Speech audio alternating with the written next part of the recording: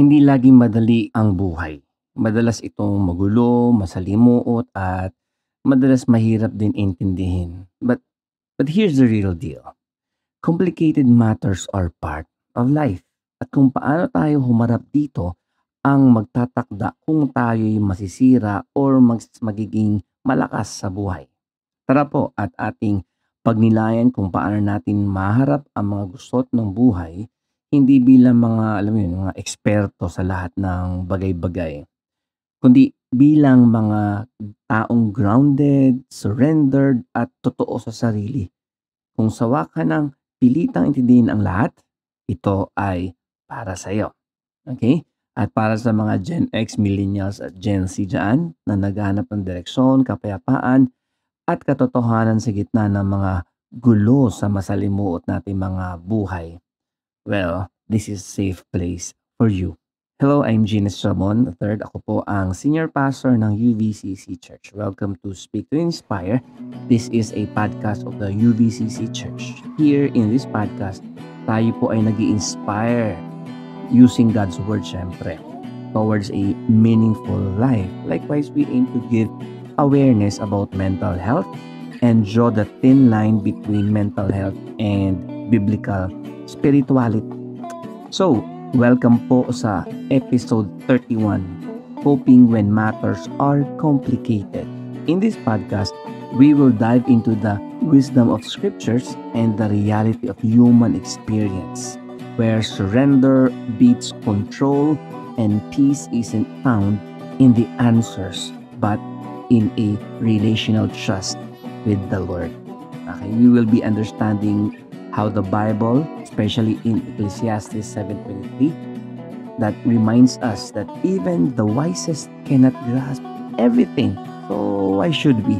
Okay, so we're not called to master complexity. We are called to walk according to the courage and faith that God gives us. Tara po, pakinggan po natin ang episode for today. Anong gagawin mo kapag ang lahat ay naging komplikado? Yung mga bagay-bagay sa buhay mo ay complicated. Okay? Kapag tayo ay nagkakaroon ng mga sitwasyon na uncontrollable at yung mga uncontrollable ay parang feeling natin lalong nagiging uncontrollable. Okay? At meron pang ilang mga bagay. Okay? At palaisipan sa atin, anong next na gagawin natin, okay? And by the way, ang ating title ngayong episode 8 ng Inner Healing Sessions ay Coping When Matters Are Complicated. Papaano pag complicated ang mga bagay-bagay? Okay, so next tayo. Sabi rito, complicated matters are part of life. Ang mga komplikadong mga bagay ay bahagi na ng buhay natin yan. But how we cope can either break us or build us. Nandiyan ba kayo? Kung paano tayo makikibagay, paano tayo mag-a-adjust o hindi mag-a-adjust, yun yung mag-break sa atin, babasag lalo sa atin, susugat lalo sa atin, or it will build us or heal us. Gets niyo po, mga kapatid? So, we need to know. Tingnan natin yung mga verses na ito, mga kapatid. At yung mga verses na to is something na dapat nating tingnan. Okay? Kailangan ko lang mailipad. Yon. So, basahin natin yung mga verses na to. From Ecclesiastes 7:23. Sabi dito, sinubukan kong intindihin ang lahat ng nangyari rito sa mundo. This is Solomon speaking, by the way. Sa pamamagitan ng aking karunungan, sabi ni Solomon. Akala ko'y maintindihan ko, pero hindi pala. So this is the one person, the wisest, richest, powerful person nung time niya. Sabi niya, sinubukan kong intindihin. 'Di ba? Parang tayo, pag complicated mga bagay-bagay, naiintindi natin lahat eh. Nagbibigay tayo ng logic, reasoning sa lahat. Pero katulad ni King Solomon, hindi natin maintindihan. Hindi ko pala kayang intindihin. Andiyan ba kayo sa mga pagkakataon na yan? Okay? So, ngayong umaga na to, think of your situation. Ano ang komplikado sa mga sitwasyon natin ngayon? Napilit mo mang intindihin, pilit mo mang i-rule out or ipaliwanag from the Bible, pero merong malabo talaga, may gray areas. What are those? At tingnan natin yung next verse from Proverbs naman. Again, si King Solomon pa rin. Sabi niya naman, magtiwala ka ng buong puso sa Panginoon at huwag kang manalig sa iyong sariling karunungan. Alalahanin mo ang Panginoon sa lahat ng iyong ginagawa at ituturo niya sa iyo ang tamang landas. And listen here, huwag mong isipin na napakarunong mo na. Again, the wisest person ang kasalita, kundi matakot ka sa Panginoon at huwag gumawa ng masama. From those verses, may kita mo mga kapatid, magtiwala ka, alalahanin mo, huwag mong isipin na napakarunong mo. Ito yung mga bagay na dapat nating tingnan. And I don't know about you, may mga times sa buhay natin na isipin natin na alam natin ang lahat ng bagay. Dapat maunawaan natin lahat ng bagay. Pag di natin naunawaan yung mga bagay, we flare up. Nagagalit tayo, nagkakaroon tayo ng tampo sa sarili, sa Diyos o sa mga tao kasi gusto natin lahat maunawaan. Pero mind you, when things are complicated, hindi mo talaga siya mauunawaan. Tingnan natin yan sa ating pag-aaral. Okay? So, continue tayo mga kapatid. So, how to cope when matters are complicated? 5 yan. Basahin ko muna sa inyo lahat-lahat and then I'll explain. Understand that confusion does not equal failure. Una. Pangalawa, let go of needing full clarity. Pangatlo, focus on the simple within the complex. Number 4, believe that God stays in the middle of the mess, of the chaos. Wisdom grows in not knowing. So, isa-isahin natin mga kapatid. So, how to cope when matters are complicated?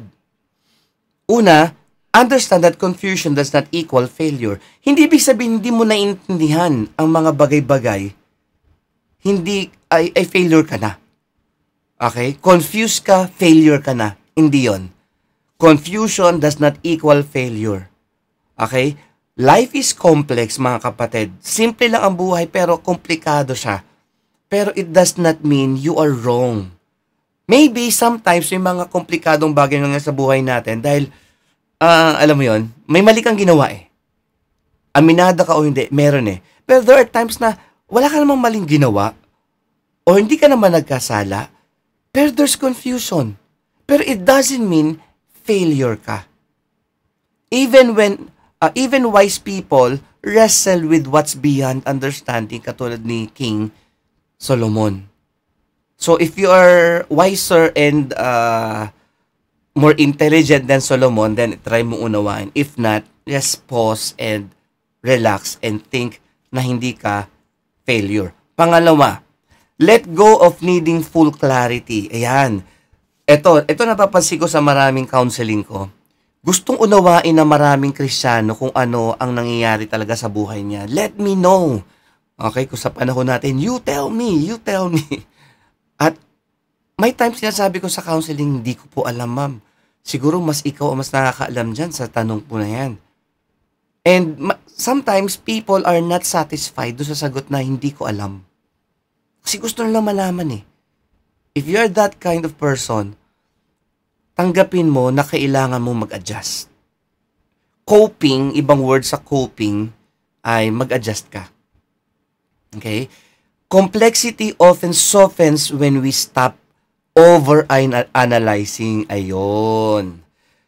Kapag ikaw ay nasa coping time, coping mechanism mo rin, dapat ay huwag mo na unawain. At yung komplikado, wait for this. Yung komplikado, nagiging simple. When you say na, Lord, hindi ko alam ang sitwasyon na to, I just trust you with my whole heart, nagtitiwala ako ng aking buong puso at ibinibigay ko sa iyo ang sitwasyon. That's the time, listen mga kapatid, listen very carefully. That's the time na yung komplikado biglang parang nagsasubside and nagiging simple. That's number 2. Number 3, focus on the simple within the complex. Okay? Kumbaga, kahit na ikaw ay may 4K na TV or 8K na TV, did you know, pwede kang manood lang sa isang spot, one at a time. Hindi mo pwedeng titigan yung buong TV. Na-try nyo na bang gawin yan? Yung titigan yung buong TV, you cannot do that. Ang kaya mo lang titigan ay minsan yung mga subtitle na sinusundan mo. That's why nakakainis. Magbabasa ka ng subtitle para and then hindi mo makita yung expression ng mukha. That's life. Kapag ikaw ay gusto mong mag-focus sa iba, nagiging simple siya pero nakakaasar din. So, in a complicated season, anchor in what is clear. And what is clear? Ano yung clear? Every time that you need faith, you need hope, and you need love. Andyan ba kayo? The clearest matters sa buhay natin every time is that we need faith, we need hope, and we need love. At yung tatlong words na yan ay nasa isang word lang. It's Jesus. I-try mong ayusin ang buhay mo sa magitan ng pagiging sobrang talino. Later on, magbibilang ka na ng mga langaw. Okay? At ng mga bituin. This gives us peace when answers don't. Kapag nagkaroon ka ng faith, hope, and love, diba sabi ni Paul, these three remain, faith, hope, and love. But the greatest of these is love. Pagka nag-focus ka sa tatlo na yon, yung napakasimpleng katotohanan na yon that you need faith, you need hope, and you need love. God loves you, God gives you hope, and God gives you faith to believe, okay, and to expect what you hope for. Nagkakaroon ka ng kapayapaan. Coping now is not a hard decision na parang mind over matter. Lord, iisipin ko yung wala akong problema. Huwag mo isipin na wala kang problema dahil naiisip mo pa rin, ay problema. Andyan ba kayo? Okay? Ang isipin mo is God. Okay? That's number 3. Number 4, believe that God stays in the middle of the mess. Okay? Kung papansinin niyo mga kapatid, let me show you. Okay. Yan ang nasa attendance ngayon. Sorry Nico, hindi kita masasagot. Later na. Okay? Pero, yan. Yan nakikita ko screen ngayon. Okay? Hindi ko alam kung kayo ay nakatingin, nakapikit, o whatever man. Pero ang alam ko lang ay nakikinig kayo. I'm assuming na kayong lahat ay nakikinig. Okay? So, habang dumadami yung mga tawag dito, yung mga nag-open cam, ay nawawala yung unpeacefulness ko. Ay, si Ate France hindi pala tulog. Siya pala ay nakikinig. Of course, I'm not judging anybody, pero sinasabi ko lang yung naramdaman ko. Same is true when things are complicated. You need to accept na yung iba talagang ayaw mag-open cam. Pero, you believe that they are listening kasi nandyan sila. Sa buhay mo rin, may mga hindi ka maintindihan, pero you just believe that God is there. At pag nandyan ang Diyos, you are safe. Believe that God stays in the middle of the mess. The Lord isn't absent in confusion. He's present within it. Okay? Andyan ba kayo? Healing, listen here. Healing starts not when things make sense. Ay naku, mukhang kailangan mag-pause at makinig ng mabuti ang lahat. Ang kagalingan ay nag-uumpisa hindi kapag nauunawaan mo na ang mga bagay-bagay, but when we trust the Lord that He is near. Andyan ba kayo? Yung kapag Sunday, maaga kang dumating bago pa mag-opening prayer, nandun ka na, peaceful ka na, piniprepare mo ng puso mo sa pag-worship kay Lord. Lord, I'm not here to be blessed. I'm here to bless you. Kapag nasa harapan ka ng Bible mo, and you say to the Lord na, Lord, I'm not here para makakuha lang ng sagot sa tanong ko. I'm here to listen from you. And when you go to your loved ones na maaring hindi ka pinapansin o hindi kayo pagkakaunawaan, and you're just there and you don't speak, sometimes there's peace. And most of the times, there's peace. So, what do I mean? Ang komplikadong mga sitwasyon sa buhay, para yang labahin. Hindi nauubos. After mong maghubad ng panibagong, magsuot ng bagong damit, meron ka ng labahin.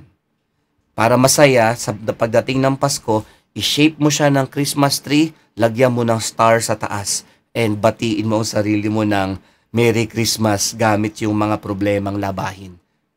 It's another perspective. Number 5, wisdom grows in not knowing. You understand na lalo ka nagiging wise kapag hindi inaamin mo, hindi mo alam ang lahat ng bagay. Andyan ba kayo? Pwede mag-thumbs up yung nag-agree dyan. Lalo ka nagiging wise kapag inaamin mo na hindi mo alam ang lahat ng bagay. Lalo ka nagiging fool and stupid kapag pilit mong unawain ng mga bagay-bagay. Wrestling with complexity matures us.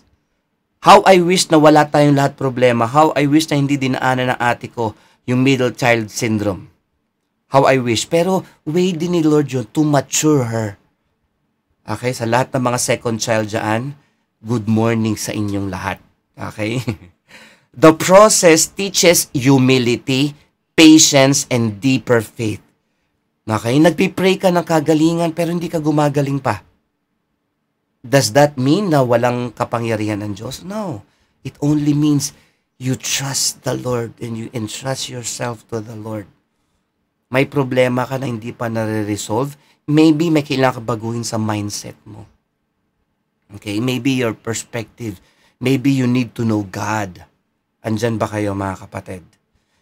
Next. In conclusion, when matters are complicated, okay, you don't need all the answers. Just the courage to keep going and the trust that God's hand is still guiding your hand. Okay? Kung feeling mo komplikado mga bagay-bagay ngayon, hindi nagbabago ang mga tao sa paligid ko, yung sitwasyon ko, palala ng palala, pastor, then it's time na you stop asking for answers. And you just stop and maybe not stop pala, just pause and think and magtiwala tayo sa Panginoon ng sabay-sabay. Thank you for listening to Speak to Inspire PGE, and you've just heard one of our podcasts, and maybe you can share this to your friends and relatives at ma-enjoy din nila yung na-enjoy mo. Okay? So God bless you. See you again next time.